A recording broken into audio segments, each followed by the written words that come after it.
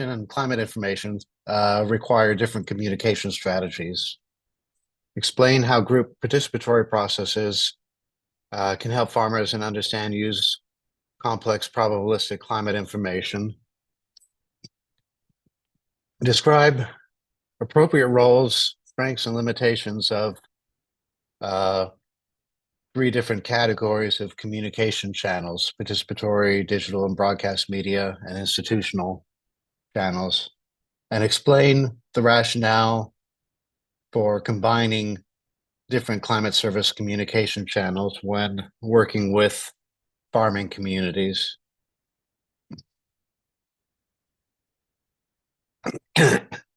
So I'm going to review different communication needs for weather versus climate information, participatory processes, digital and media channel, institutional networks, and then how these might be combined.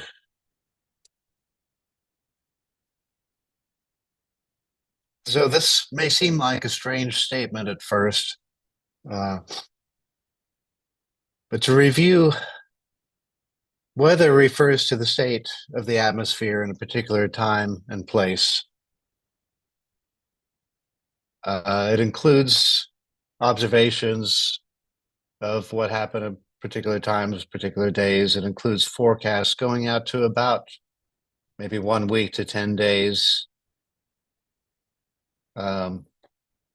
Climate information is the statistics of weather, usually integrated over long periods, covering such things as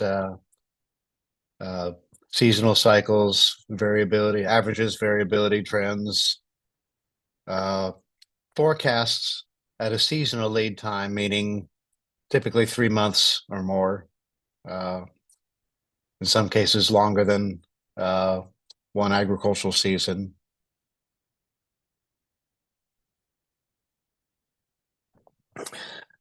So from a practical perspective, we can think about for a farmer or another local agricultural decision maker, some of the differences between weather information versus climate information. So weather information is used frequently. It's needed quickly for decision making. Climate information is used at particular seasonal, particular strategic times. So if you think of a seasonal climate forecast for farm decision making,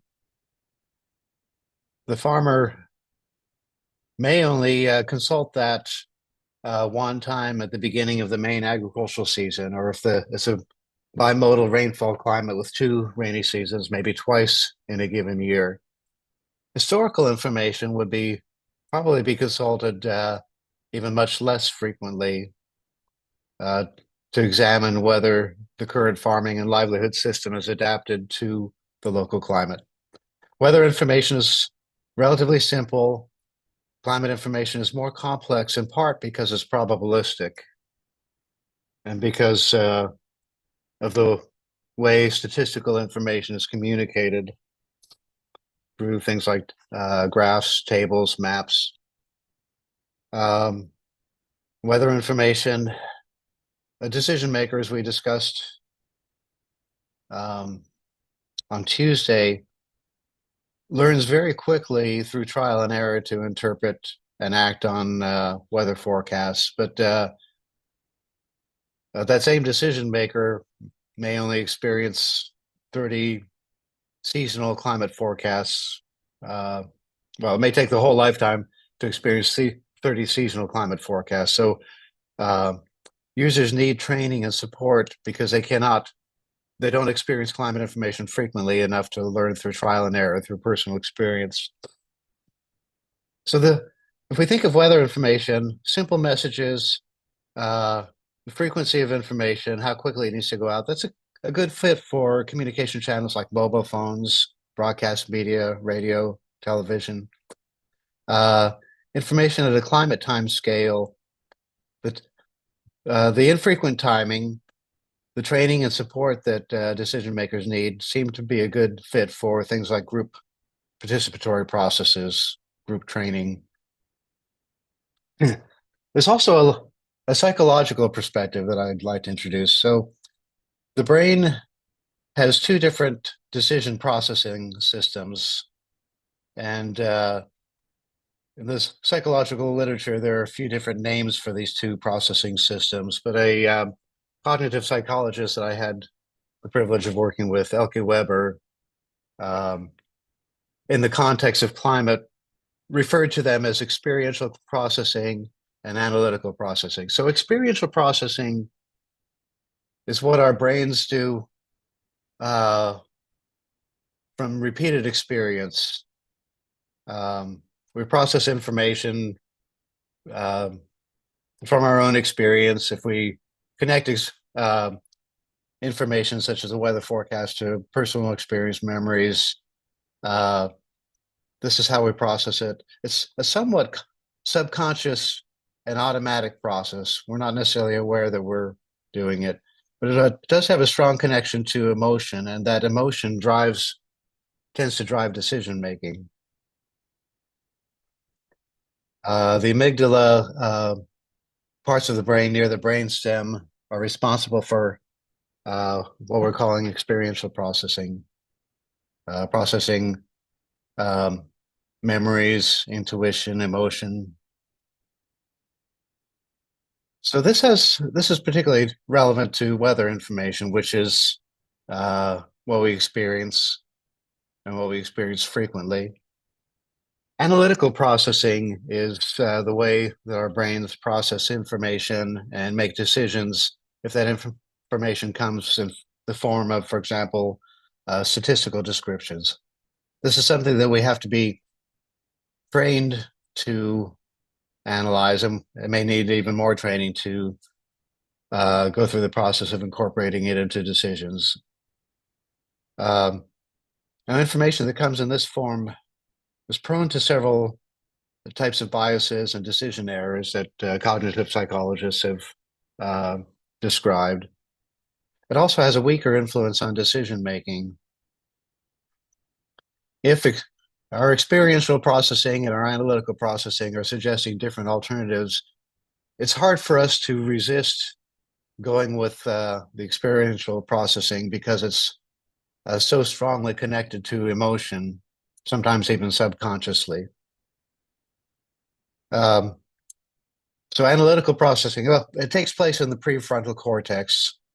Many of the things that we learn in school uh, and our rational processes, our impulse control, these are controlled by the prefrontal cortex. This is relevant to climate information, which does come in the form of statistical information rather than personal experience.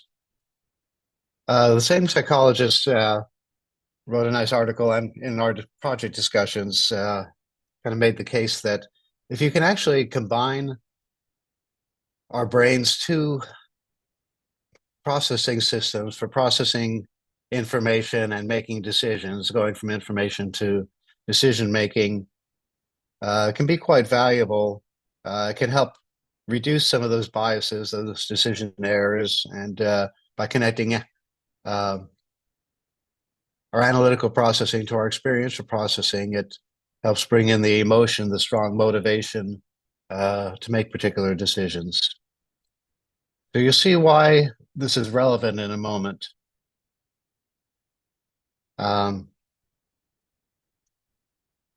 Participatory climate communication. This involves getting decision makers, for example, gathering farmers together under a mango tree in a classroom, uh, presenting climate information, working with them to understand it, but also talking about decision making. This process has proven to be very effective, much more effective than other types of communication processes. It's more passive communication processes. In the case of probabilistic climate information in particular, for example, seasonal climate forecasts or historical climate analyses. One obvious reason is that it provides a forum for the kind of training, structured training that's needed if you introduce some new type of information, But there's also social learning, farmer to farmer learning. Um, we'll often have more innovative farmers who pick up on concepts more quickly and can help their neighbors, their peers to understand and process it more quickly. But also, whether it's intentional or not, many of the activities that have been incorporated into participatory climate communication and training activities for farmers introduce activities that help integrate the brain's experiential and analytical processing systems by relating the somewhat abstract climate information to personal experience. For example, looking at the time series graph, but talking about how it relates to collective memory and experience in years that might have higher than normal or lower than normal rainfall. Discussing hazards, opportunities, decision options, management options for different types of agricultural seasons, accelerating experience through games, probability games where decision makers will repeatedly make a decision based on a hypothetical forecast or some hypothetical type of climate information. Then, for example, draw different colored rocks that where the colors are put into a bag in proportion to the probability to see what the outcome will be. Indigenous indicators. Most cultures, if a community has been stable for multiple generations in a place, they've probably learned how to read signs around them and observe the atmosphere, observe plants and animals, and make some predictions or inferences about what the weather will be like, at least in uh, the very near future. But probably they'll have a lot of experience to draw on with those indicators. They'll probably recognize that they are also probabilistic. Sometimes they work enough to be useful, but they're not perfect. They don't work 100% of the time. When seasonal forecasts were first introduced across Africa in a formal way through the Regional Climate Outlook Forums starting in 1996, 97, that seemed to trigger a lot of interest, a lot of research focused on smallholder farmers. In addition to many surveys, there were also a lot of kind of ad hoc pilot participatory activities, bringing farmers, agricultural researchers, agricultural extension workers, meteorologists together to learn together. In several cases, over the years since then, participatory processes have been formalized into curricula structured processes. So, for example, um, you might have heard of some of these participatory scenario planning developed by CARE International. It's been adopted in a fairly big way in Kenya and at least piloted in several other countries. It brings together local government and other stakeholders, including representatives of farmer organizations, to plan for the coming season based on a seasonal climate forecast that is expressed in terms of probabilities of experiencing above normal, near normal, or below normal rainfall. And those categories, as I mentioned yesterday, they're defined in terms of the wettest 1/3, middle 1/3, or last or driest 1/3 of past years for the given season. Participatory Integrated Climate Services for Agriculture, PICSA. I mentioned that yesterday, developed by University of Reading, scaled up in Rwanda, piloted in a number of countries across Africa and more recently Latin America. It has a particularly strong focus on using historical climate information. It does have a component around seasonal climate forecasts. Farmer field schools are probably, well, they're the most intensive um, of these participatory processes. FAO developed farmer field schools initially for integrated pest management, but it has been adapted to other issues, including climate. The first example I'm aware of was in Indonesia, then soon after the Philippines. But recently, I've seen materials and journal article adapting farmer field schools to climate resilience in East Africa. So typically, this would involve meetings once every week or every 2 weeks throughout a growing season with kind of a structured curriculum, hands-on work, discussions, and even farmer demonstrations, uh, usually around particular issues with a particular agricultural system. And in this case, we're talking about bringing climate information and managing climate risk within a particular agricultural system. Digital and media channels. This seems to be what people often kind of default to and assume when we're talking about communicating climate, weather and climate information, delivery of climate services to farming communities or other users. This is an important channel, and in many discussions, it seems to be the only channel, especially with the growing interest in digital agriculture, increasing access to mobile phones. But even with growing investment in digital agriculture and growing access to mobile phones, in most of Africa, rural Africa, rural radio is still the channel by which most farmers will access many types of information, including weather information. So it has, among these different communication channels, it probably has the widest reach at the lowest cost. Typically, radio or television is a one-way dissemination channel. That can be great for disseminating weather forecasts or things of that nature. But for more complex climate information, for getting feedback, for co-production, it doesn't work unless you incorporate some innovations. And there has been a lot of innovative work with rural radio. Farm Radio International is one of the organizations that has done a lot of that innovative work and capacity building with rural radio to make it more interactive, more relevant, more impactful for farming communities.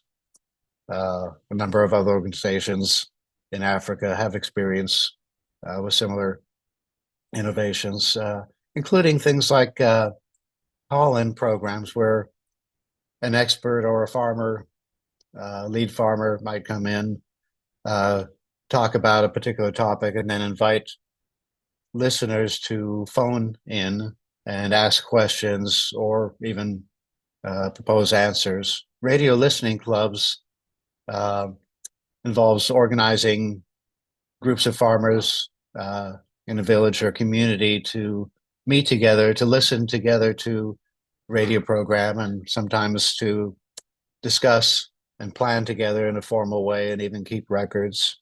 So in Rwanda, for example, in a project that I was involved in, radio listening clubs were piloted, and the project also developed interactive radio shows weekly. So radio listening clubs would take turns. A different club on a different day would be responsible for phoning in, participating in discussion. In a few cases, one case that I recall being discussed, a farmer in one part of the country was dealing with a problem and had the opportunity to ask the question on the radio, and then a farmer in another part of the country that had encountered but found a solution to that problem then phoned in and shared the solution.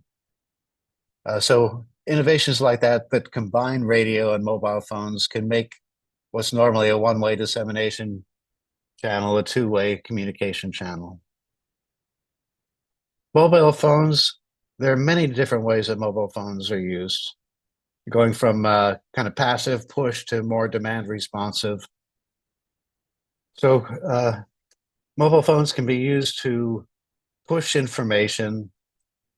One advantage is that that information can be tailored to a farmer's location if, for example, location-specific weather forecasts are available. Technology allows the weather forecast for a particular farmer's location to be sent to a subscribing farmer, either in the form of a text message, SMS, or in the case where there are literacy constraints, voice recordings. Mobile phones can be made more demand responsive with menus, for example, interactive voice response or unstructured, USSD menu applications. These allow farmers to go through a range of options to access answers to their specific question if those answers have already been anticipated. Well, if the questions have been anticipated and the answers have either been recorded as SMS messages or voice recordings. So this allows some interaction, but still in a way that's automated. The most interactive way of using mobile phones is call centers, where there's a live person at the end of the call who will know quite a bit, have materials, answers to frequently asked questions. But in some cases, there are a number of countries that have implemented this. For example, in Ethiopia, call centers are manned by people with some agricultural knowledge. If a farmer asks a question that they don't know how to answer, they will then have a list of subject matter specialists that they can call, reach out to get the answer, and then they are accountable to respond in a particular amount of time. So these are the most interactive way to use phones, but it's also a significant investment. Internet, digital apps, well, this can either be through computer or through smartphone with data packages. One advantage of using internet through smartphone or personal computer is it allows use of visual information. Digital apps can also make information more interactive, provide educational materials, even decision support tools that are tailored to particular types of farmers or their needs. While there's a lot of interest and innovation in smartphone apps for farmers, in much of rural Africa, there's still a small minority of farmers that have access to smartphones and digital apps. And so it seems to be most useful and most accessible in particular pockets where the services are accessible and where farmers are a little bit more prosperous, more commercially oriented farmers tend to be benefiting more. Institutional networks are also a communication channel. If you think of at a macro scale rather than just a micro scale, farmers in a particular community may receive information not just from their phone, but from institutions, or there may be different institutions that are sending information to farmers in person, through phones, through radio content. But where do those institutions get their information? Do they actually generate that information themselves?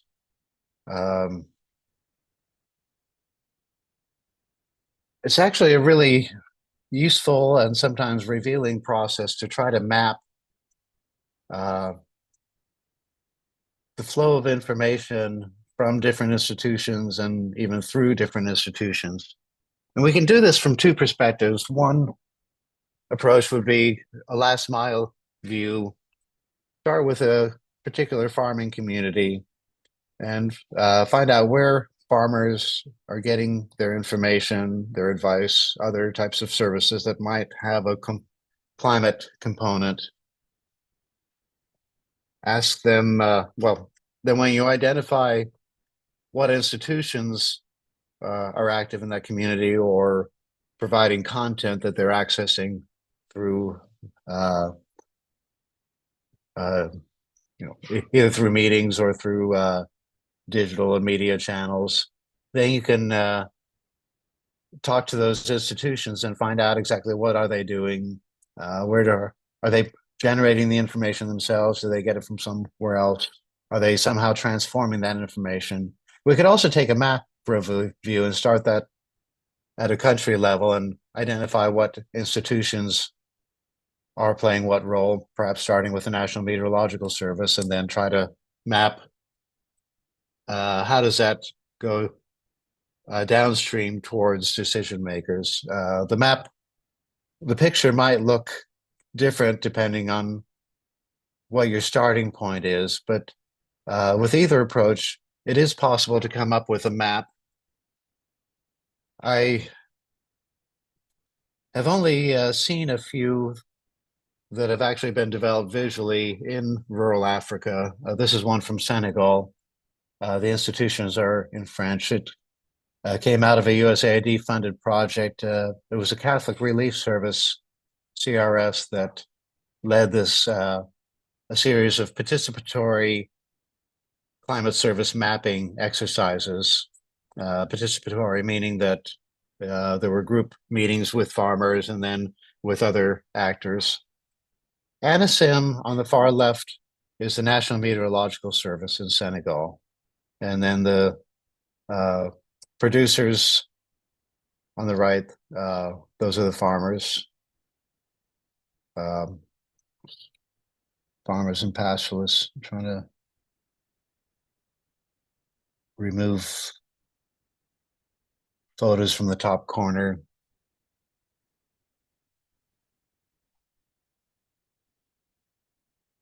So I'm showing this not for you to understand it, but just to recognize that whenever these maps are made, they are usually quite complicated. It reveals that farming communities get their information from many different sources. Sometimes uh, a single community might be accessing similar types of information from many different institutions.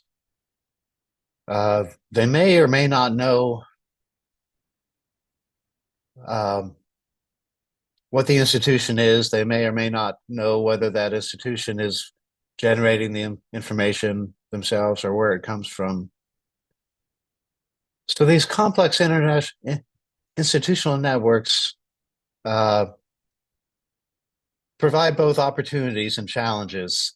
In terms of challenges, there's a real risk if farmers are getting information, uh, not just, well, for example, if they're getting weather and climate information, not directly from the Meteorological Service, but from two or three institutions that have accessed climate information from the Meteorological Service and then pass it on, there's a risk that the message will be distorted, especially uncertainty. And in other training, just you can imagine that a National Meteorological Service might issue a forecast that instead of the normal 33% probability of rainfall being in the drier tercile, this year there's a forecast of a 45% probability, an increased probability of below normal rainfall.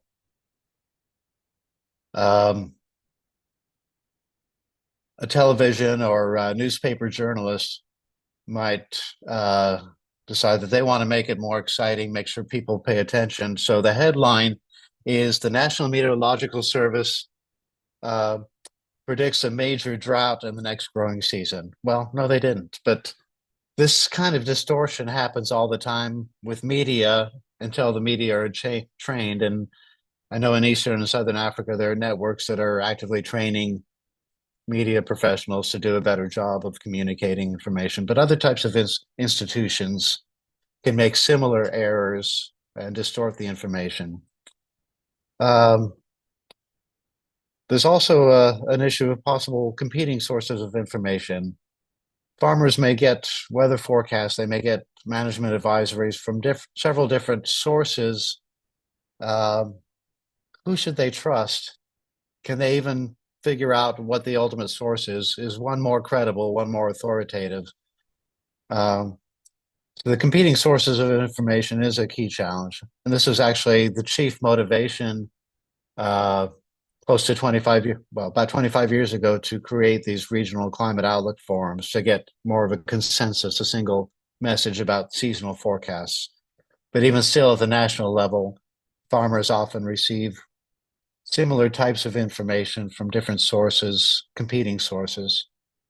And when it comes to management advisories, advice about what farmers should do, it becomes even more problematic if farmers hear from two different organizations a recommendation about a particular type of management decision, but those recommendations are conflicting, then it really erodes trust, makes it difficult for, well, farmers are really not getting any support for the decision if they're hearing conflicting recommendations from different individuals who claim to be experts and claim to come with the authority of their institutions. But there is also a positive side. The fact that there are so many organizations that are working in this space of climate information services, weather and climate information, its relevance for decision making, working in many cases with farmers. So first of all, in some cases, those organizations have really invested in the well-being of communities. They've established a presence, a trust. And so if farmers can access information through intermediaries, through institutions that they know that and that they trust, they're more likely to use it. They're more likely to pay attention, make the effort to understand it. Some of these organizations work on different aspects of agriculture, technologies, input supplies, credit, financial services, market information. And so organizations, particularly agri-tech organizations that work with ICT, digital innovation, are sometimes quite good at bundling weather and climate information with other types of services. And this creates synergies and can increase uptake. In some cases, institutions that work at the grassroots level with farmers, they can amplify farmers' voice in the co-production of services. So some of the big NGOs that are interested in agriculture and climate attempt to do this. They attempt to organize farmers and liaise with National Meteorological Services and Agriculture Extension to help try to convey farmers' concerns, needs upwards in co-production. It doesn't always work well, but it does represent an opportunity.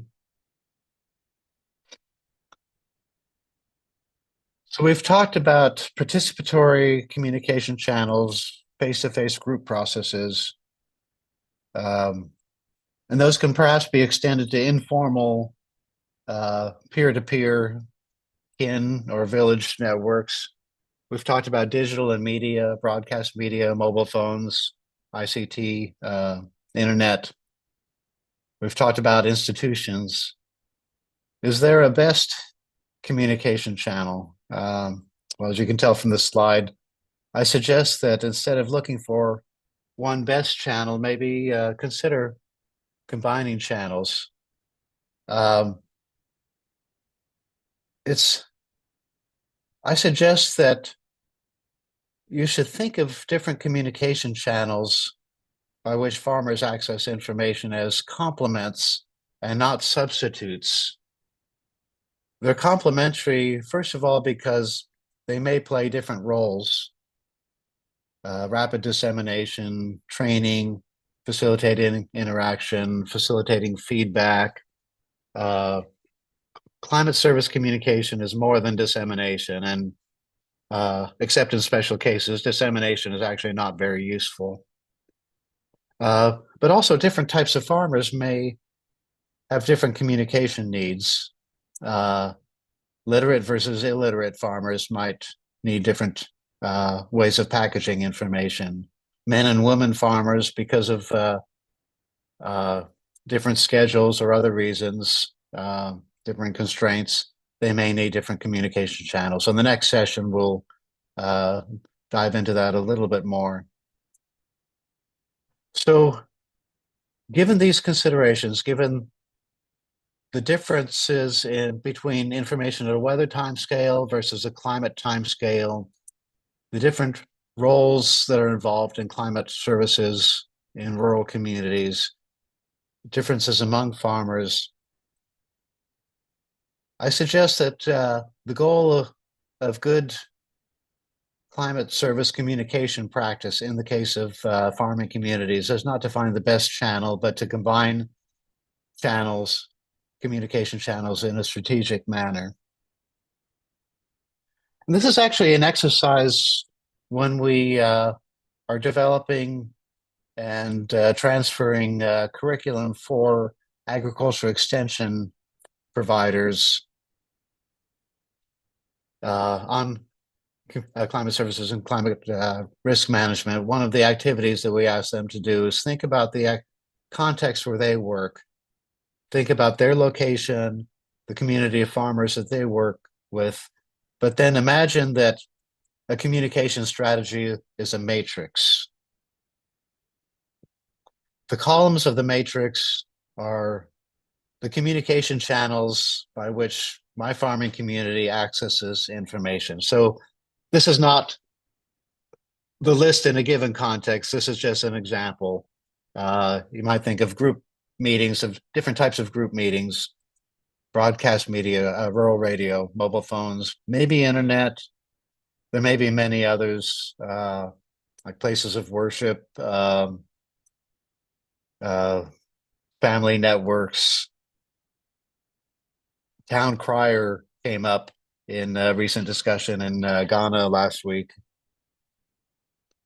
They also have something like that in Vietnam, where somebody's responsible to make announcements via a loudspeaker driving through the town. So the list will be different in different locations. But then also think about the functions that need communication in the context where I work, the climate service related functions that require communication. Those will be the rows of the matrix. And again, the example will be different in different contexts, but possible examples would be climate literacy, awareness of climate issues, awareness of the information that's available, adapting to historical climate analyses, like the PICSA process that I told you about, forecast-based seasonal planning. We discussed that yesterday in session 4. Weather forecasts, alerts about extreme weather conditions. Some types of decisions, some types of stakeholders, value chain actors, or commercial farmers might need and be prepared to pay for very customized information, decision support, user feedback,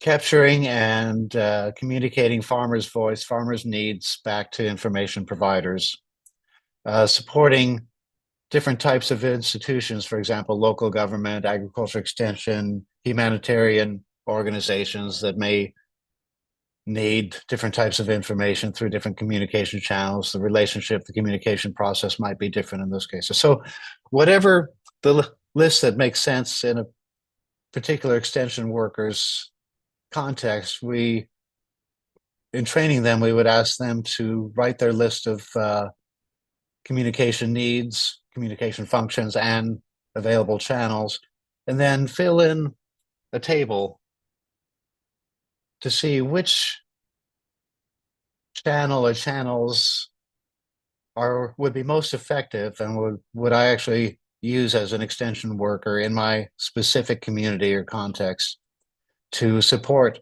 that need.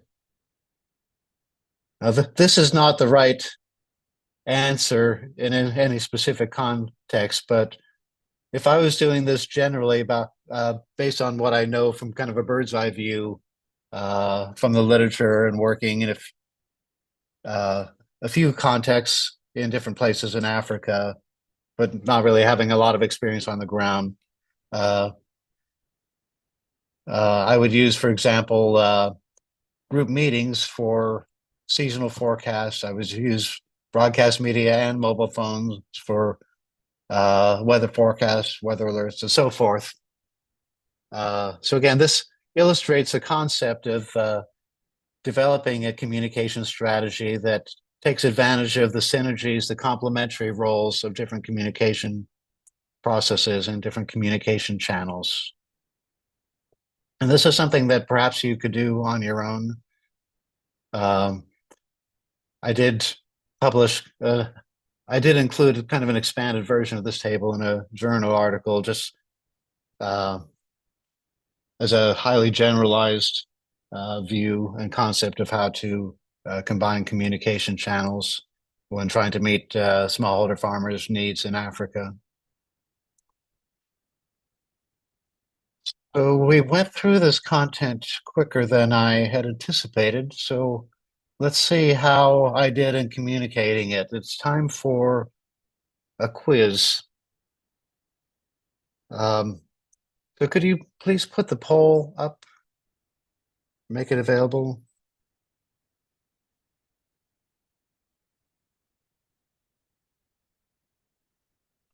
Over the last 2 days, every time we did the quiz, we asked for 1 or 2 minutes after the 5 minutes. So I'm gonna, if it's okay, I'm gonna set my timer for 7 minutes as soon as I see okay, the poll is up.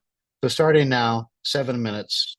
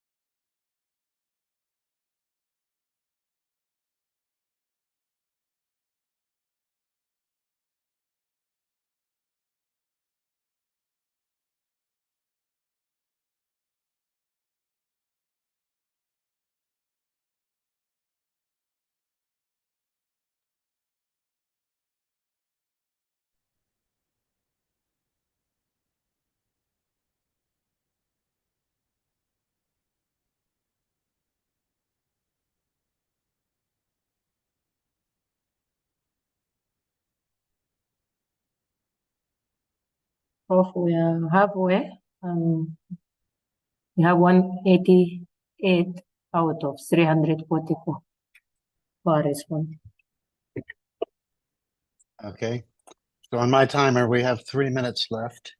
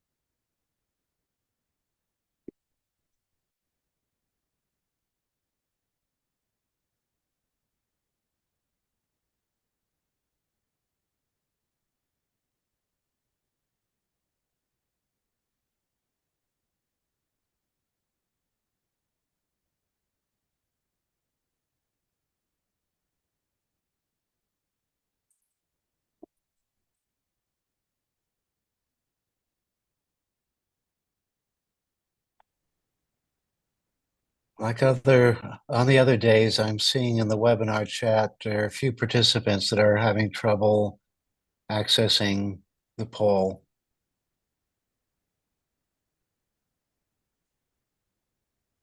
Prof, some are hiding in the when you check in the bar menu down, there is a more. When they click there, they will find that there is a polls there, so they can click. Mhm.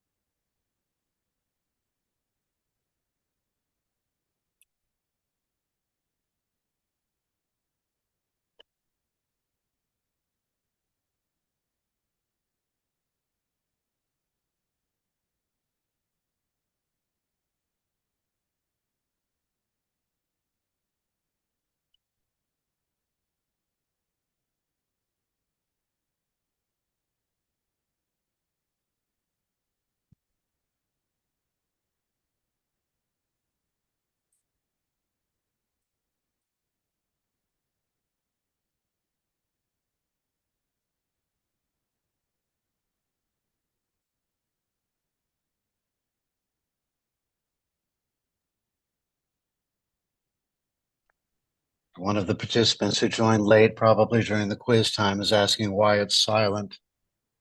It does I seem respond very to silent. Maybe we should have invited one of the participants to sing for us or play the guitar during the quiz just for background music. Bro, Okay. we were suffering to answer the question. We would for them music, it would be difficult. Okay. But instead of Yeah, music, but I now hear the timer. time is over, Prof. Yeah. We have Okay. 270 out of 341, so 80% respond to the question. Okay. Yeah, the question. Okay. So Can I end it now? let's close the poll and I will review my Okay. answers. Okay. You can go ahead, bro. Okay, let's see how we did. Question 1. I made it easy. There were only 3 questions for this session.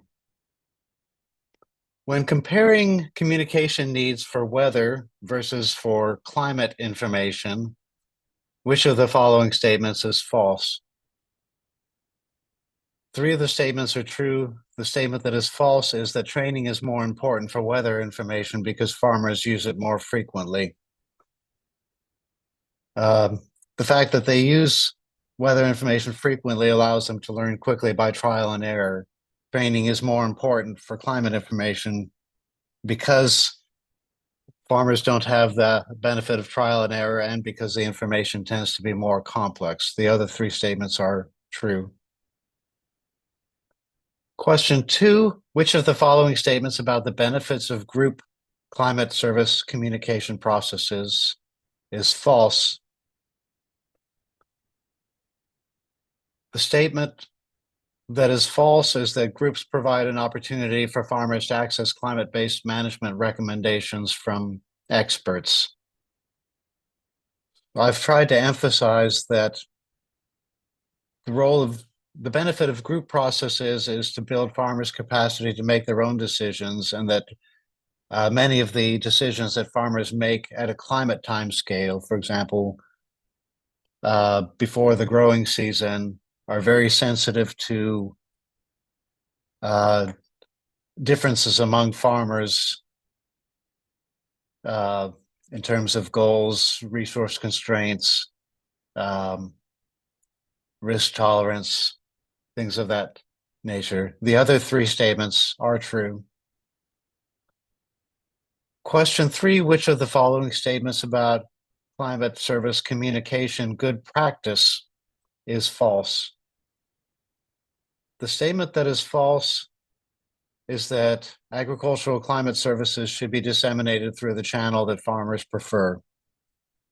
This might sound like a good statement, but there are two problems that I intentionally made. Well, first of all, climate information should be communicated, not just disseminated. Dissemination is one way, and for climate services to really be effective, there needs to be two-way communication, not one-way dissemination. And then the last topic that I meant is arguing that there should be more than one channel in most cases, that different communication channels play different roles and meet the needs of different types of farmers. And so rather than asking what's the channel that farmers prefer, taking advantage of the multiple communication channels that are available in any given community.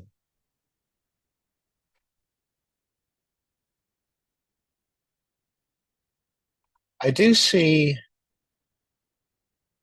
4 hands raised. Let me just look at the time. Now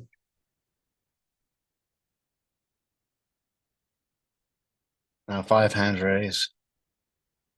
Just because I'm not sure how long the final session will take, and I want to respect the timing. Maybe we can just see if we end early.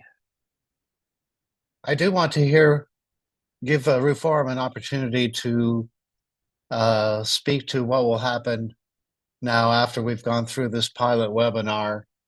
I don't know if we'll have any real time for discussion, question and answer. I also want to respect your time and respect the calendar.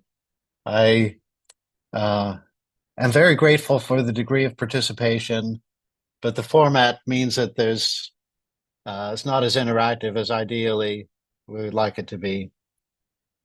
So I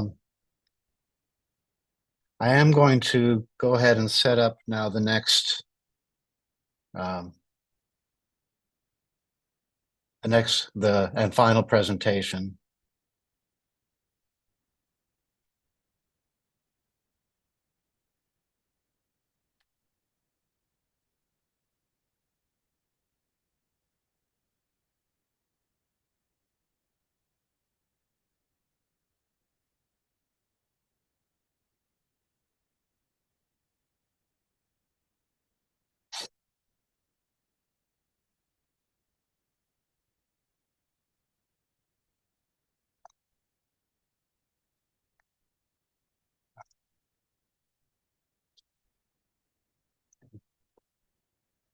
I'm just checking to make sure that all of my windows, I can see what I need to see. So let's go ahead and go into the final session. It's about social justice. So it's a little bit of a different topic, but it is a really important topic. But it's specifically, how do social justice issues overlap with climate information services? In our planning meeting in August, I think it was August, in Nairobi, with Reform and a number of universities, this topic and topics related to this came up as a strong interest, and so we decided to add that as a separate standalone session, the final session in this 6-part module.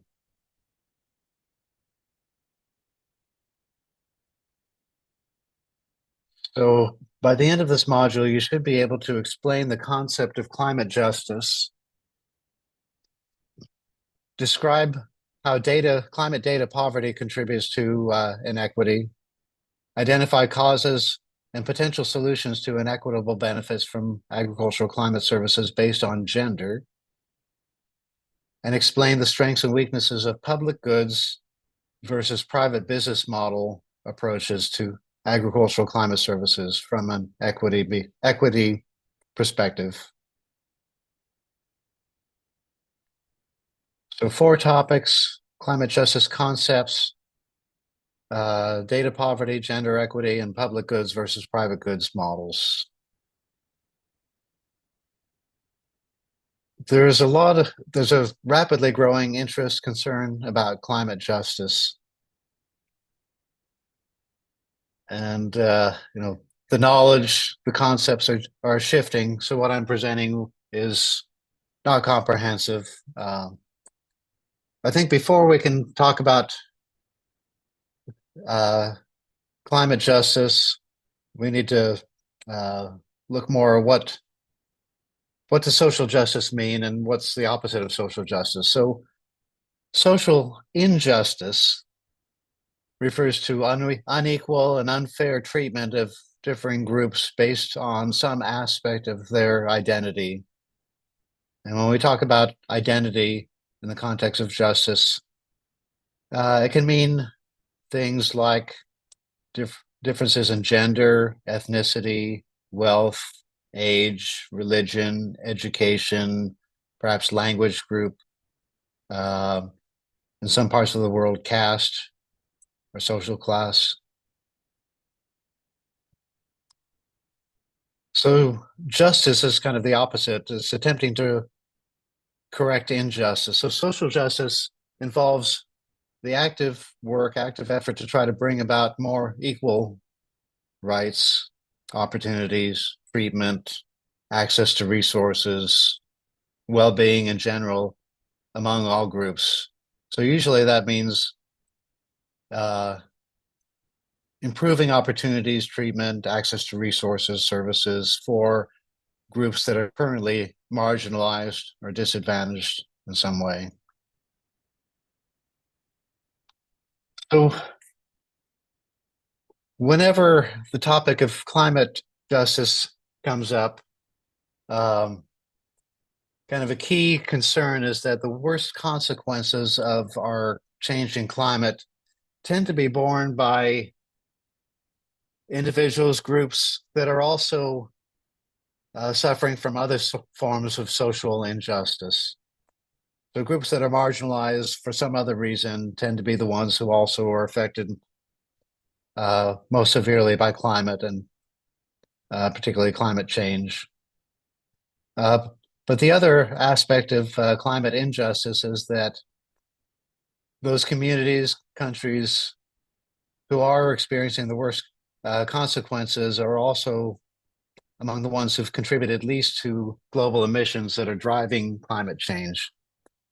So climate justice, I'm sure there are many different definitions, but it has to do with working towards more equitable distribution of the burdens of climate change, the impacts of it, but also more equitable responsibility, sharing the responsibility to mitigate climate change. So it comes up in climate change adaptation and in climate change mitigation. So what does this have to do with climate services?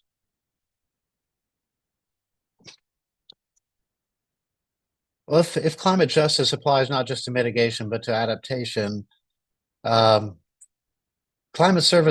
information services are an adaptation intervention. They are part of an enabling environment to adapt to a changing climate. Services interventions such as climate services at least have some potential, or at least we should ask, is there a potential that some individuals, some communities, some groups might benefit disproportionately, but others who are currently marginalized in some way might be further disadvantaged?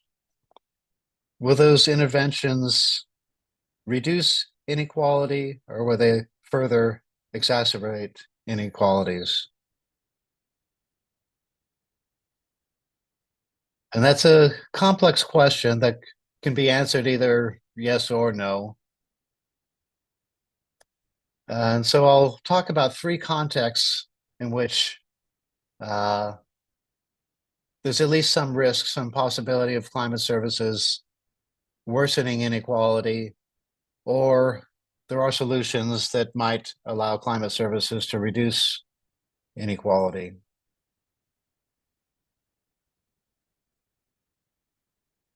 So data poverty, the concept is not as widespread as climate justice or some of the other concepts. It seems to be linked to the idea of a digital divide, which is that also seems to be a term that's not being used as much as it once was. So data poverty captures the whole range of factors that might limit data access and data use for development in poorer countries or within countries, poorer populations, might constrain the ability of relatively poor and vulnerable populations within a country to access and use data to improve their own lives. So if we think about rural communities, farming communities, well, we can think about this at either the scale of communities, populations within a country, or at a country continental level. So let's take a larger look first at the at a macro scale.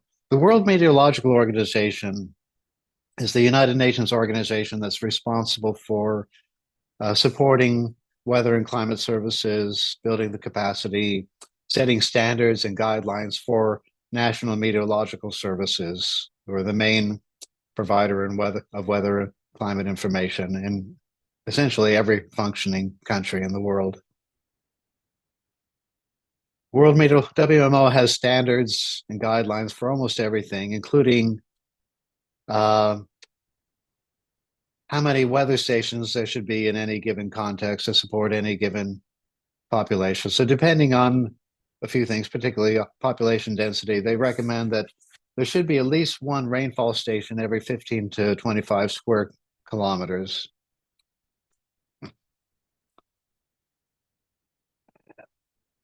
Compared to North America, Asia, South America, Europe, Africa is far, far below the minimum. So minimum, about 30% of the minimum requirement in terms of the number of weather stations, the density of weather stations.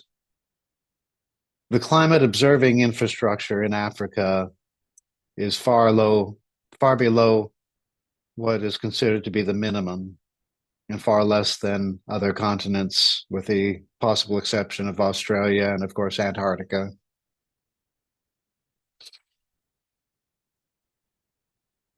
If you look at a map of weather stations that actually report through the WMO publicly, and this does vary from time to time, but you'll see that there are areas that have pretty good coverage, like South Africa, but elsewhere on the continent it's quite variable. We also see big gaps in at least two areas across the Sahara, but also the Congo Basin. And difficult terrain, remoteness does prevent setting up, maintaining, recording weather observations, understanding the climate in parts of the continent. Within countries, weather station coverage and therefore understanding what's happening with the climate, that tends to be poorer in rural areas. Weather stations tend to be located in cities and towns that are along major highways, just for practical reasons, to make them accessible, to make it possible to collect data if it's collected manually, maintain the stations. But it also means that in rural areas, remote rural areas where populations are most dependent on agriculture and hence most vulnerable to the impacts of climate variability and climate change, coverage is often lacking.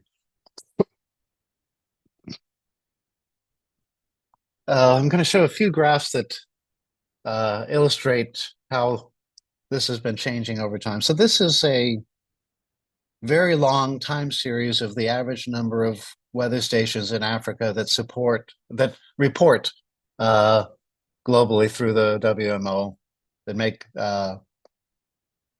weather data available.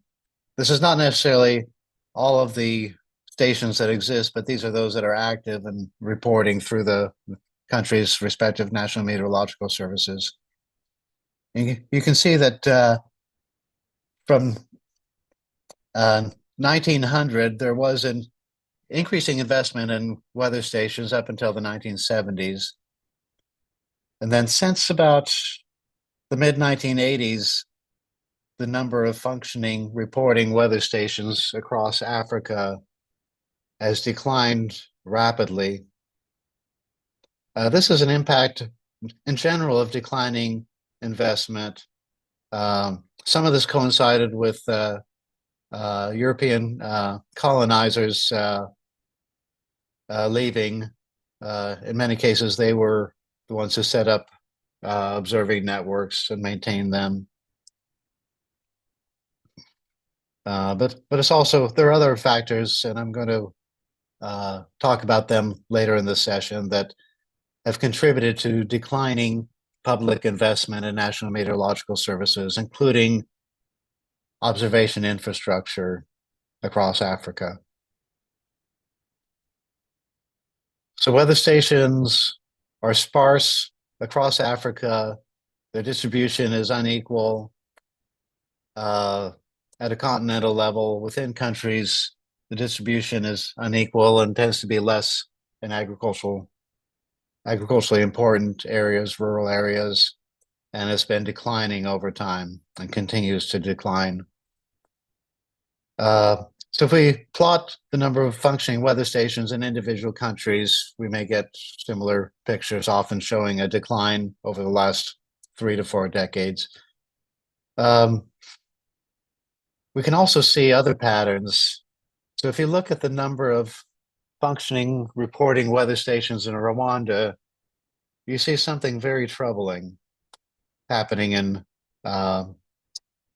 starting in 1994.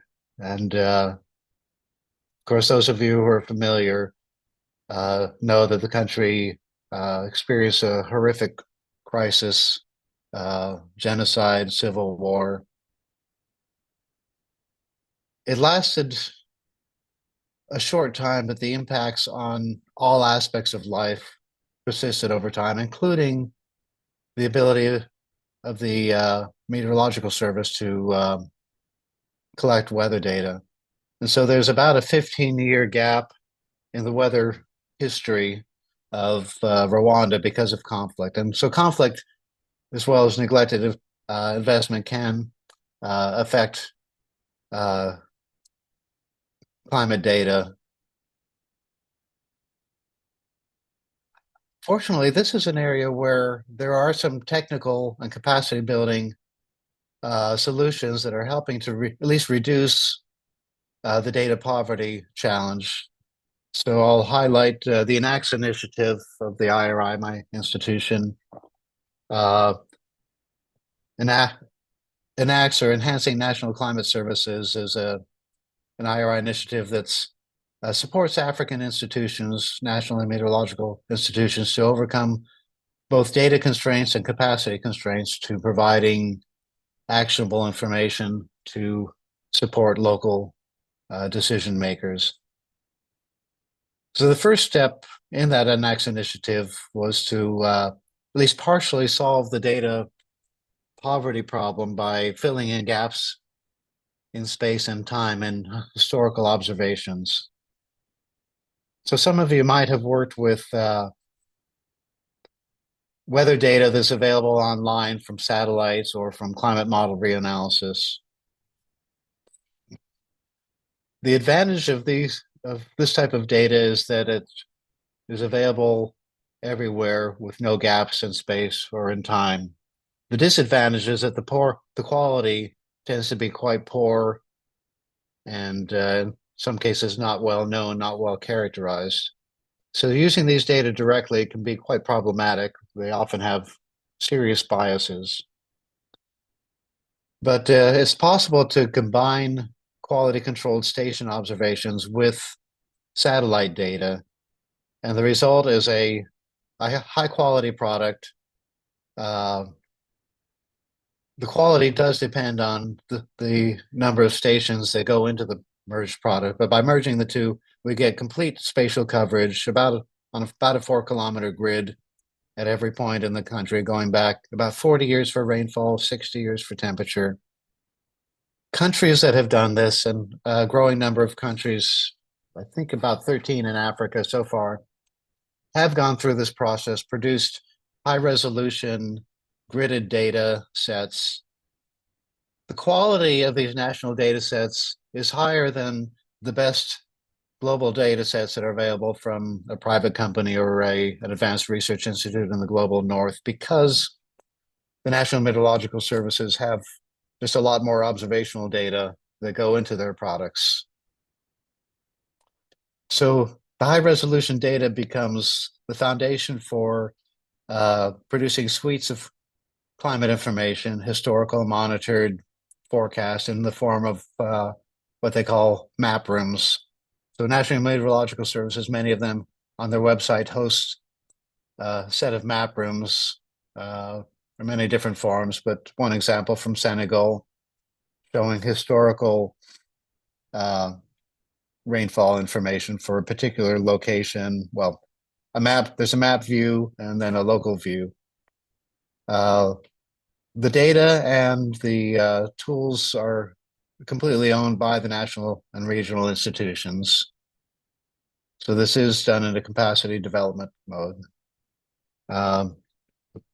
So fortunately, the problem of data poverty in rural Africa is improving somewhat, but there is still a need to reverse the decline in observing stations. The quality of this kind of merged gridded product does depend on good quality data, observation data going into them, and weather forecasts, seasonal forecasts, for all the reasons that we discussed yesterday in session 4. Good quality data, long records, complete spatial coverage. It is crucial for climate services to be effective and useful. The gender challenge doesn't necessarily have a technical solution, but there are potential opportunities to improve gender equity. So I think with many statistics, if you look at a continental level on average across Africa, rural women tend to experience lower income, less access to education, less access to resources such as land, financial services, less political participation nationally, and in some cases in their local community, lower ownership of mobile phones, poorer health incomes. There are several different metrics that reveal gender inequality in rural Africa, and it does vary from country to country. And I think in many cases it is improving dramatically over time, but not universally. So just like in all aspects of agricultural development, we need to ask, and the climate services community is asking, are women able to benefit from climate services in an equitable way? Are there things that we are doing that disadvantage women? Are there things that we can do to improve the benefits going to rural women?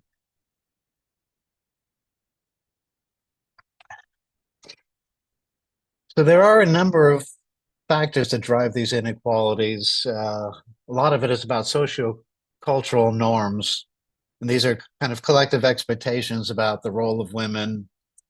But these are expectations that are combined with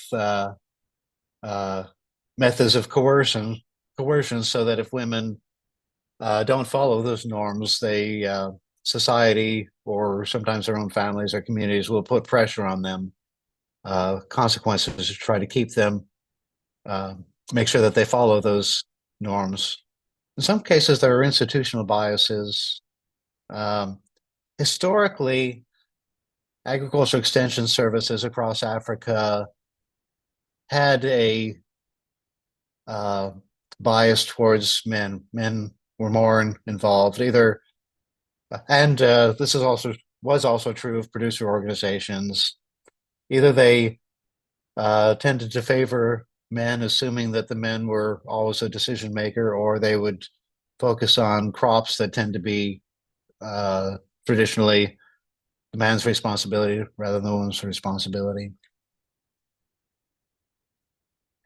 In many, if not most African countries, there are active efforts to overcome these biases. So some of those may no longer exist. But I still think, in countries that say that they have very strong gender training, gender policies, gender equity policies in their agriculture extension, they still find that the vast majority of extension workers are men. And so biases still exist despite efforts to avoid them. Differing access to resources, differing access to education. All of these things drive inequality in societies, especially in rural societies.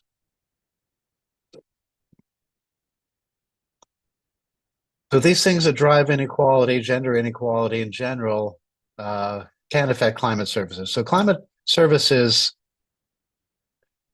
they have the potential to make the situation better. They have the potential to make the situation worse. Climate services have the potential to empower rural women and other disadvantaged groups. They also have the potential, if they're not managed well, if they're not intentional, to reinforce existing inequality based on gender. I'm going to give some generalizations, but I first want to say that the generalizations are probably not going to be valid in the specific area where you work or live. These drivers, uh, although there's some common aspects, drivers of gender equality and the potential solutions are context specific, country specific, culture specific. So these will need to be interpreted differently in different local contexts. So, what are some of the drivers of gender inequality? How do they affect climate services? So, sociocultural gender norms about work, about decision making in the home and community, about participation in groups, community meetings, extension training, planning meetings, things of that sort. If women culturally are responsible for different types of decisions, that may suggest that they may have needs for different types of climate information. I heard last week a different example than the one that I usually cite. So last week, my colleague told me about hearing from our partners in Senegal that women in a particular location are responsible within the homes for winnowing grain once the harvest happens. It's done traditionally, tossing the grain into the air and letting the wind blow the shaft. Now, there are people that do it professionally. So women may be responsible in more prosperous homes for hiring somebody to do it, and it'll typically be other women, or they may do it themselves for extra income. So this suddenly creates a demand and interest in forecasts of wind conditions, because if winnowing happens in moderately strong winds, it's more efficient, costs less, it can be done more quickly. So this is something that in that culture, men don't do, women do, and it suddenly created a demand for a different type of weather forecast than what's currently available. There are a few cases like that have been documented. But I've seen more cases in the literature and in discussions where these sociocultural gender norms reduce women's access to particular types of communication channels, ICT-based services, group processes, institutional services, either less mobile phone ownership or within the household, less access to it than the male head of household.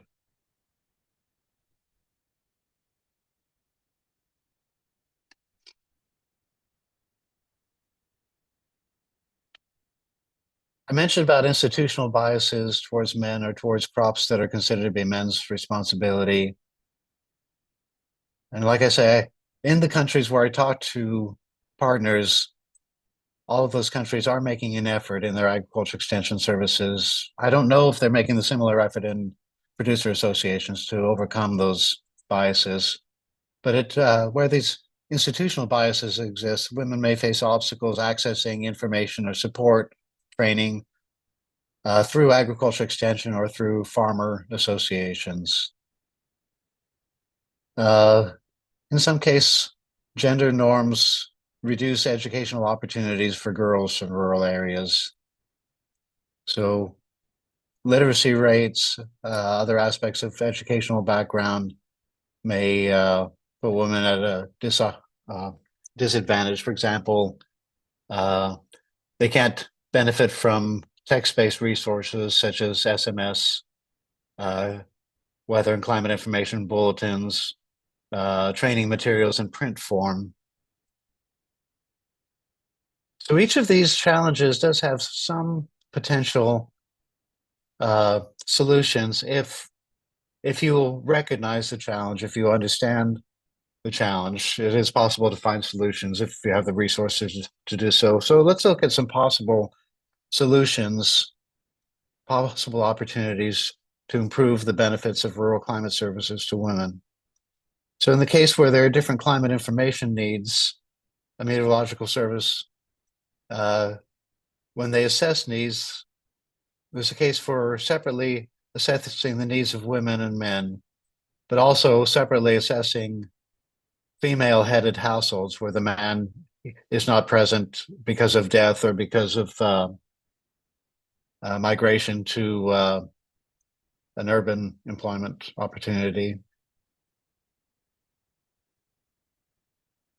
Where women face obstacles to accessing information through particular communication channels, then combining channels, what I argued in the last presentation, may increase women's access to information through channels that they can access. So this also requires understanding how women do, well, understanding women's obstacles, but understanding how women do get information.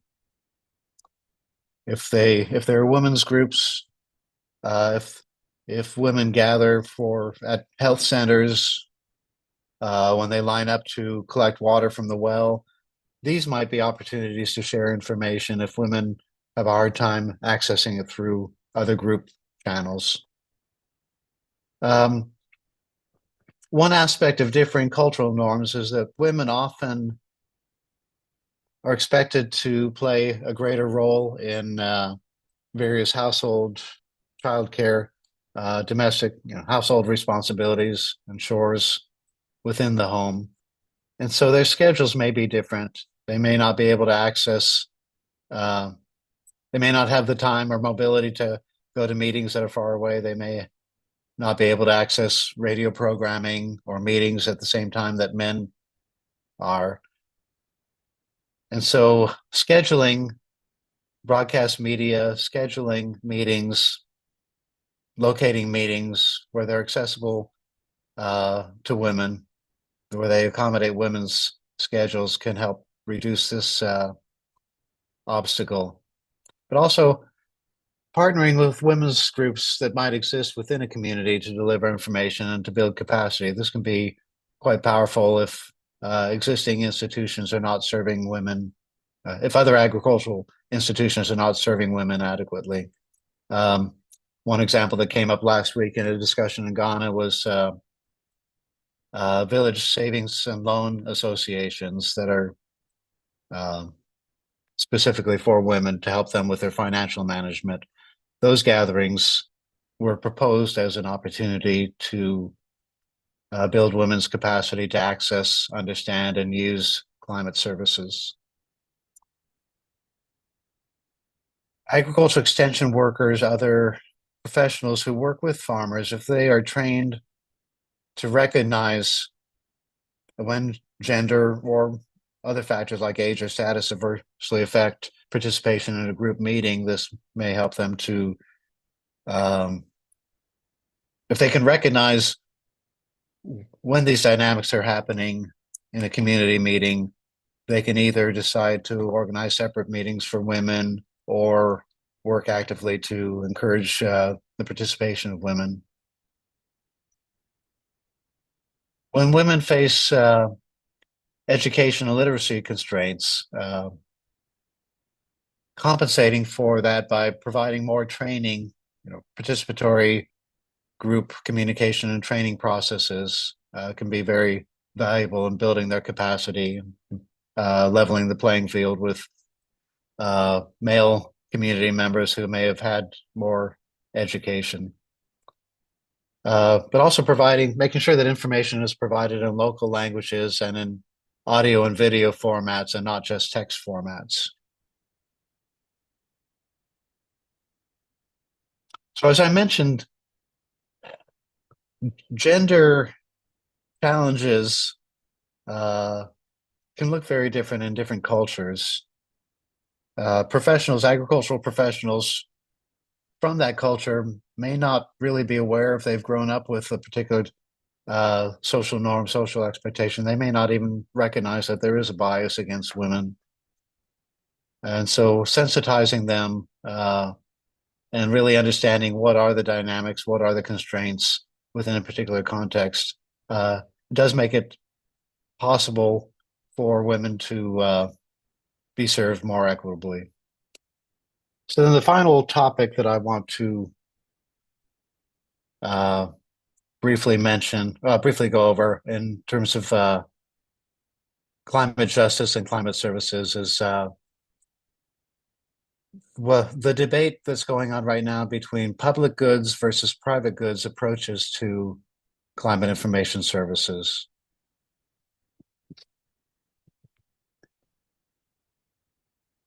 So like many of the other topics, we need to go over some definitions first. So a public good, a resource is considered to be a public good if it's non-rival and if it's non-excludable.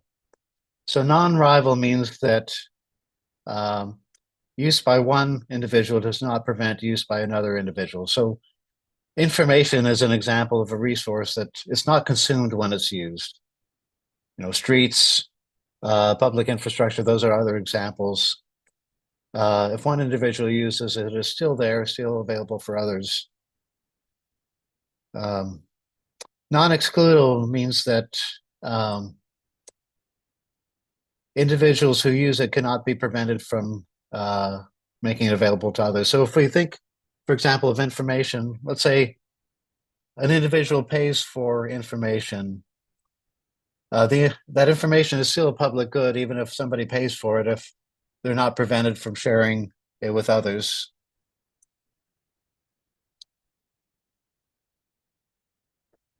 So in the case of information has these characteristics of a public good, but information can be treated as a private good if that information is made excludable. And this would mean that when information is shared, those who receive it, possibly paying for it, have strict rules that are enforced through consequences, preventing them from sharing that information with others. So it does take a lot of effort, often with coercion, with punishment, some strong efforts to turn climate information from a public good to a private good by making it excludable. So backing up, why are we having this conversation? There has been a shifting balance in Africa and in many parts of the world between a public goods versus a private goods approach to climate information, weather and climate information. There have been a few factors that contributed to this. So briefly, World Bank, International Monetary Fund, some other global development funders in the late 1980s, 1990s introduced structural adjustment programs and policies that required countries to become more efficient by reducing many public services, reducing spending on public services in order to qualify for finance.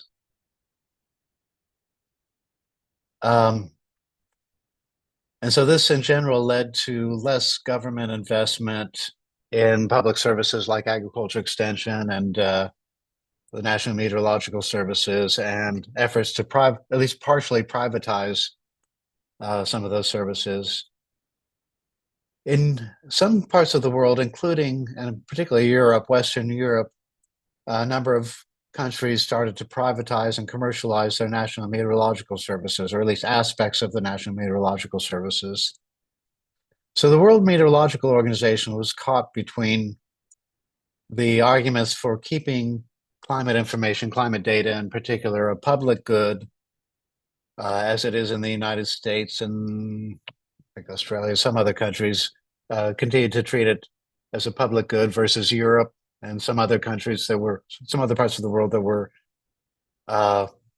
promoting privatization of data. So WM Resolution 40 was one of their policy statements that governs the sharing of weather and climate information. And it represented a compromise by identifying a fairly small subset of the information the National Meteorological Services collect that should be shared through WMO and made available as a public good in public repositories. But then this resolution also allowed any other information besides that minimum to be treated as a commodity that meteorological services were not required to share or that they could charge for. So the combination of these various factors led African Meteorological Services, first of all, fairly quickly to restrict the availability of observational data, historical data. Now, African Meteorological Services across the continent treat forecasts, weather forecasts, seasonal forecasts as a public good still, but the historical information that's needed to interpret that information, needed to adapt to climate, tends not to be a public good. Many meteorological services, well, generally they don't make it available. Many of them will charge often a nominal fee to try to recover some of the cost of collecting and processing the data. They sometimes make exceptions for example, educational purposes. But a more recent response has been African Meteorological Services trying to develop commercial aspects of their services or partner with private companies on the delivery of climate information and public-private partnerships that generate revenue for the meteorological services. So this has brought in a number of private sector organizations into various aspects of climate services. Recall that climate services include the generation, the translation, the transfer, communication, and the use of climate information. So private organizations, private companies have been playing various roles in all of those cases. In general, we can say that the private sector has some advantages relative to public sector organizations, and in some cases being able to access or raise funding over a short period of time without having to go through a slow legislative process. Often they're more innovative. They have both the capacity and the flexibility to innovate, to change things more quickly. And often that is experienced in terms of digital innovation. As I mentioned in the last session, private organizations aren't restricted by a narrow mandate. So they're often involved in several different aspects of climate services. I mean, of agricultural services, for example, management advisories, market information, mobile banking, financial services. And so bundling the delivery of weather and climate information with these other services is something that the private sector tends to do better. But the public sector also does some things better. They are generally better at generating data, information, knowledge than the private sector. Agricultural research usually has a lot more capacity. Public sector agricultural research institutes tend to have better capacity than private organizations. Generating data. The National Meteorological Service in every country has been collecting observational data for many decades or longer, and they have the mandate, the knowledge, expertise to provide weather and climate information of higher quality with more accountability than the private sector. Because public sector organizations are not driven by profit, they have the potential to specifically target marginalized groups and therefore contribute to equitability. Ideally, as climate services develop for agriculture in Africa, it's important to consider, where does the private sector have the comparative advantage? Where does the public sector have the comparative advantage? And make sure that institutions are involved for good reasons where they have comparative advantage. My sense is that this is not always done.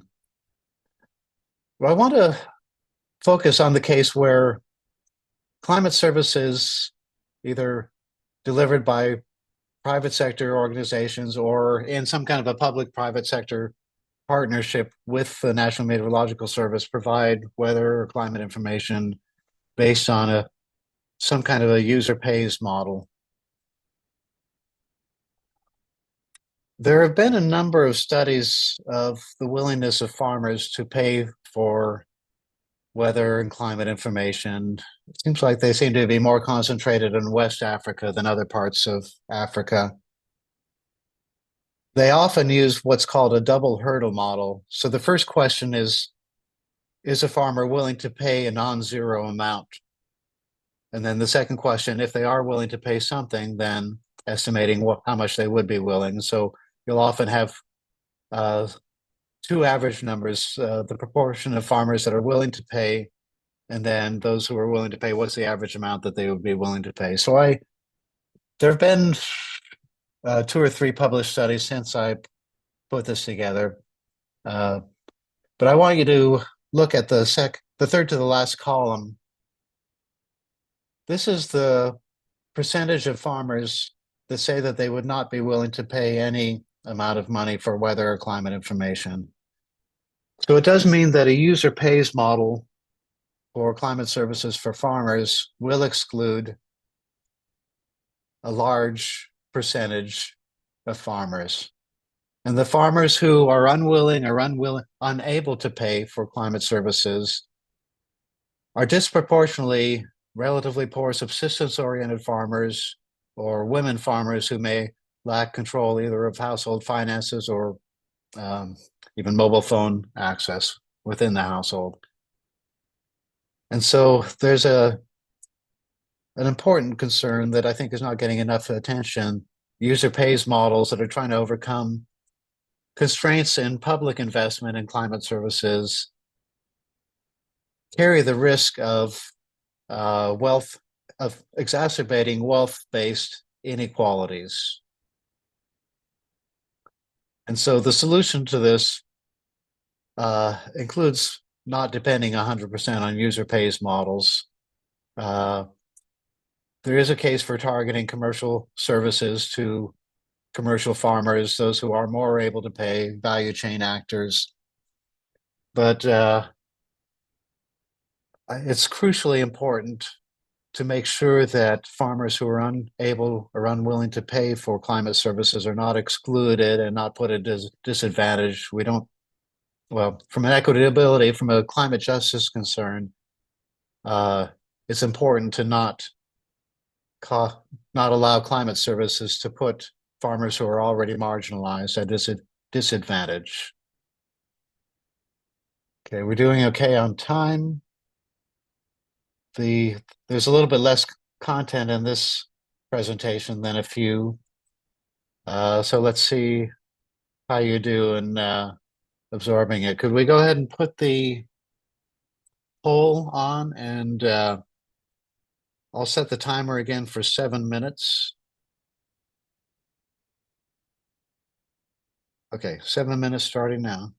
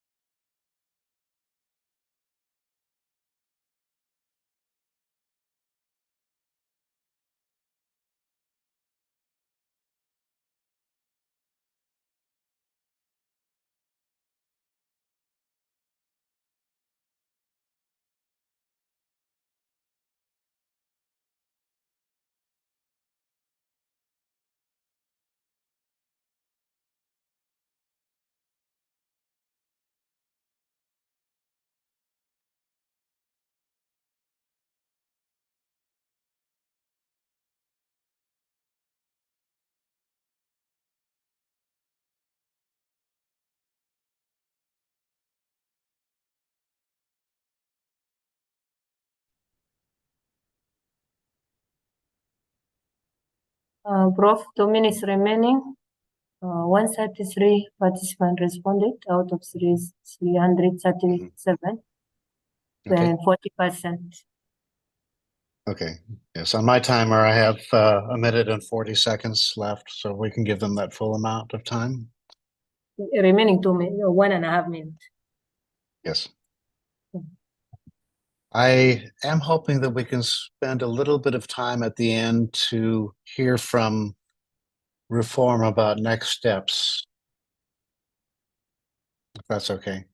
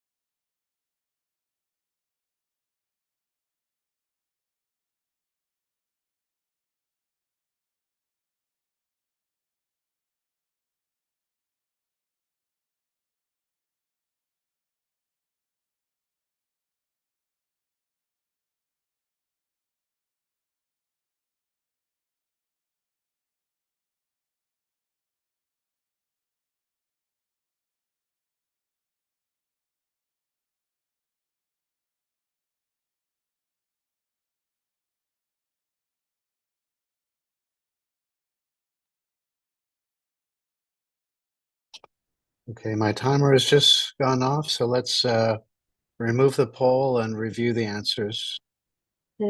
Yes, Prof.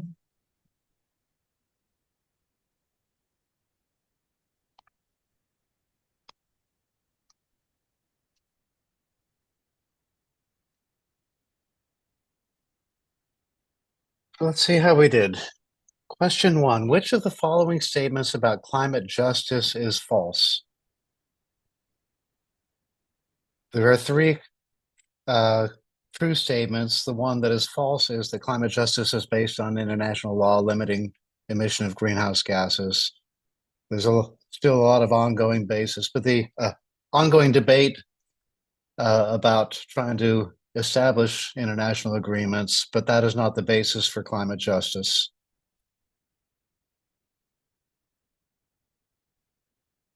Question 2, which statement about climate data poverty is false? Please, Prof. No? Yes? What's that?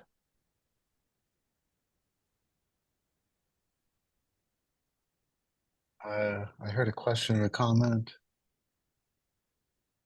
Okay. So which statement about climate data poverty is false? The statement that is false is that is C, since agriculture is one of the most climate sensitive sectors, National Meteorological Services concentrate their weather stations in agriculturally important rural areas.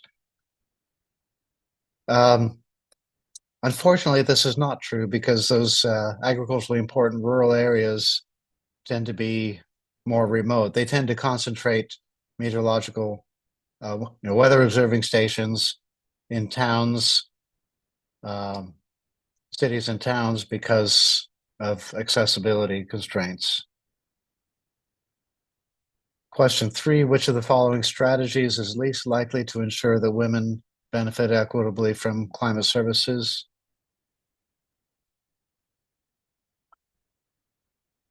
The strategy that's least likely to benefit women is using mobile phones to ensure that women have equal access to climate information.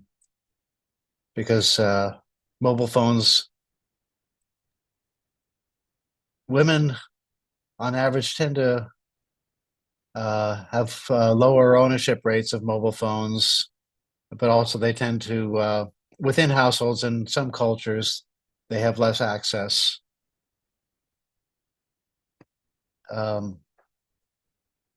Participatory communication channels tend to lead to the greatest benefit from women. most equitable benefits. Question 4, which of the following statements about public goods versus private goods climate service models is false? 3 of the statements are true. The statement that is false is that the debate between public versus private goods models is relevant to social justice because WMO regulations require National Meteorological Services to make climate data freely available.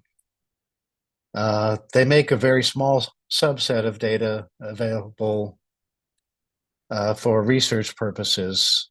Their focus is not, they do not require meteorological services to make all the data freely available. And there's a finance and sustainable finance argument that is one of the incentives for meteorological services to not make climate data available freely, but to use it as a source of revenue. The other 3 statements are true.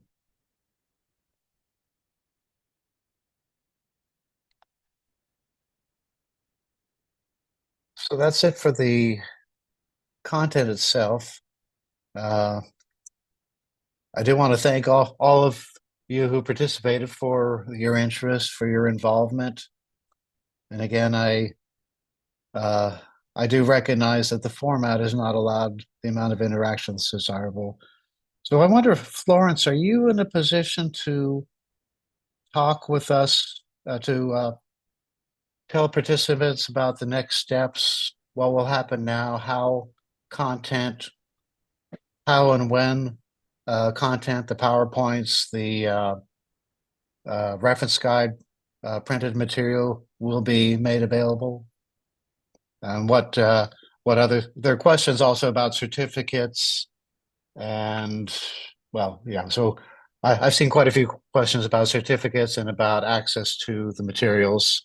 So nice to see you. Are you outside? It looks like you have a nice outdoor setting there. Well, I'm all over the place, but here I am. Thank you, Jim, for the 3 wonderful days that you have given our network in terms of climate information services for agriculture. And we do appreciate you, colleagues, for having joined this training. I must say that the next steps, as stated in the first session, will be as follows. To begin with, I think David Ekepu, if you can share the evaluation tool with participants, then we shall be able to analyze that and give feedback in terms of what has taken place for the training. The second thing that we'll need to do is people are talking about certificates. Yes, we shall give certificates of participation to those that have attended based on the record of attendance that we have been capturing over the 3 days that the session has taken place. And then this session is part of a broader framework within the ACRA program. And this was Jim's session, but we had other 6 sessions, and we intend to have another 5 sessions. Jim's session, which is Climate Information Systems for Agriculture, which is in collaboration with the IRI, fits within a set of 3. We shall have Climate Basics, which we intend to have, which will also be offered by the team from IRI and RU Forum, and that will be offered sometime in January. And then we shall have another one, which is Climate Smart Agriculture Basics, which will also be offered sometime in the beginning, the first quarter of our next calendar year, the next calendar year. So that we also have 2 more courses that will offer during the same period, and we shall be giving you details of that. Noting that this is part of a comprehensive program, and we set out to achieve 4 key areas of focus as far as our network is concerned. 1, picking this material, awareness creation to our staff, to our students, to the whole network, as it were. That is one category of participants. Then the second category, which we are going to have a little more engaged discussion, are university lecturers who already expressed interest in integrating this in their curriculum. So we are going to have a more detailed engagement with that team, Jim, that will be able to integrate what you have delivered in their curriculum. And then the third category is those still in the university system, in the curriculum development system, that would like to start a new module or integrate it into an MSc, a BSc, a PhD program of the different courses that we have. And that will apply to all the 8 courses that we have developed. So having said that, we also have another avenue, which is the e-learning platform. The e-learning platform is still in process. It's still being upgraded, still being developed. And so when you go there, you see that it is work in progress. But these materials, as have been presented, are going to be put online. When they are online, they will be accessible to everybody in the network.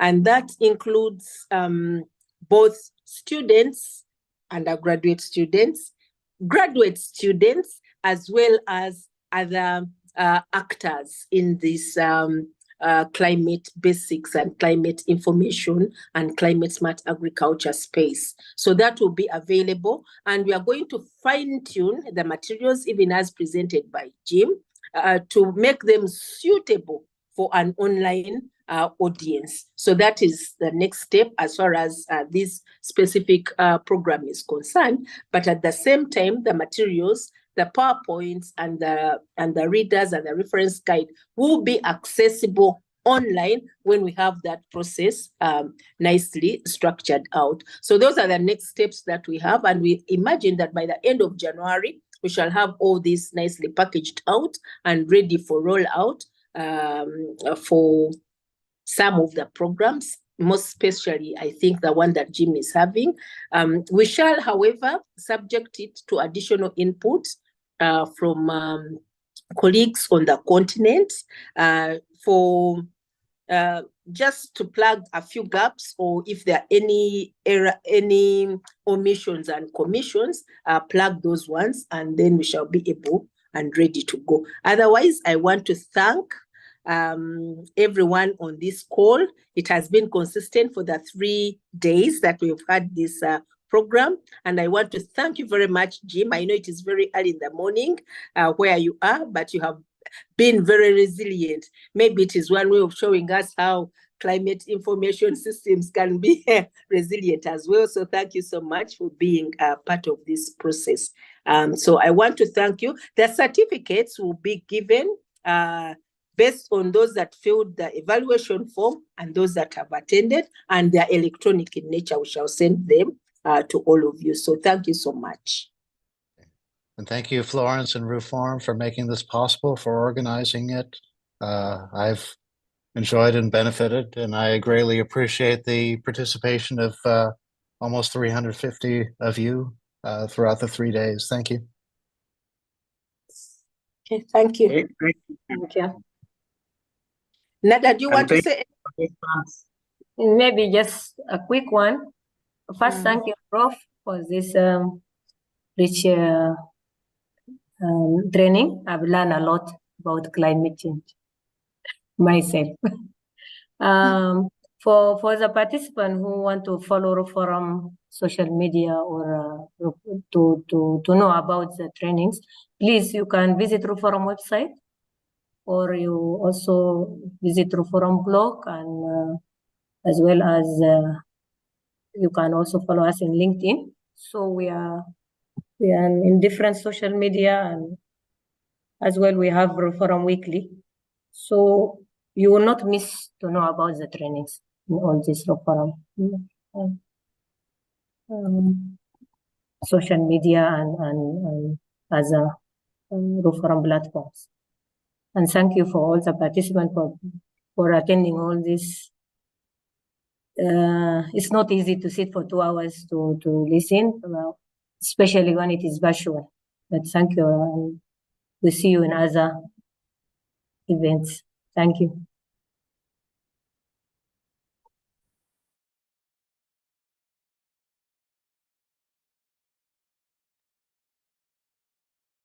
Prof, you enjoy your day?